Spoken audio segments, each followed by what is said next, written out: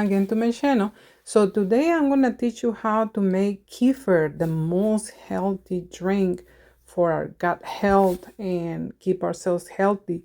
So you need kefir grains. Maybe you can buy them online in any website that they sell them or in the marketplace. Mine, I got it from a friend she shared for me like few spoons.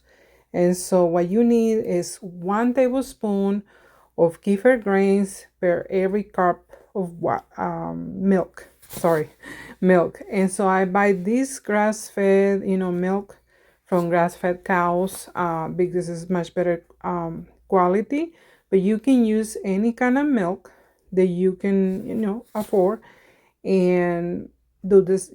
Just put, let's say me, I have like around 7 spoons of kefir grains. So I put, the 7 spoons, and then I put the 7 cups of water.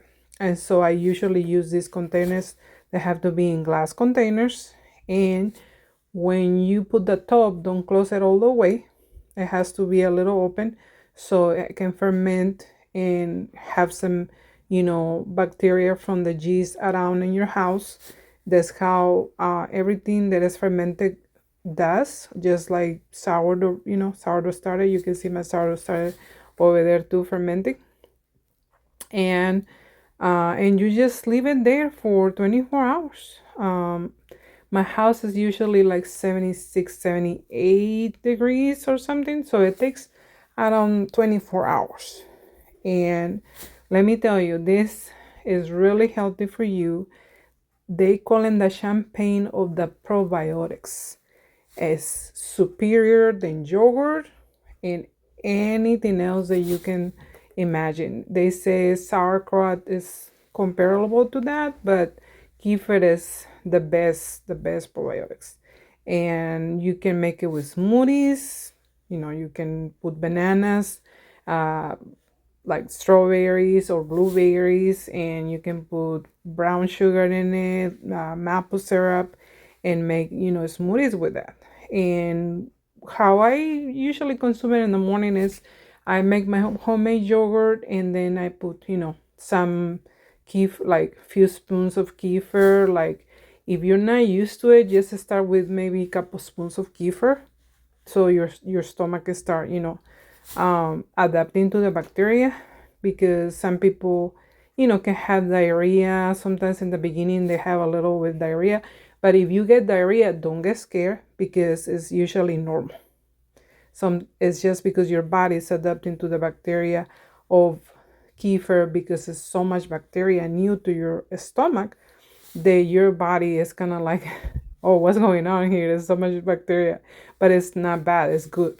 And so here what I do when it's ready, in the bottom you can see that the kefir grains are in the bottom, and it has like a kind of like a bubbles. It looks like a bubbles a little bit. And this is when you know it's ready, and you just strain it. Be careful, just be gentle with the kefir grains. Take a silicone spoon. I think it's easier to do. I usually do it like that, and metal strainers is fine. I listened to this lady Donna Schwenk. She said everything is fine. Just don't rinse it with water. Don't rinse it with water. If you want to rinse it with milk, it's fine. I never do it, and my kefir grains are really good and healthy. And so usually it looks just the milk, when you know it's ready, is thick. It's not as thick as a yogurt, but it's thick, milk. And that's how you know it's already fermented and ready to use.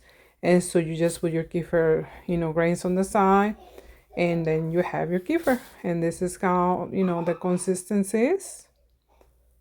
And it's very sour.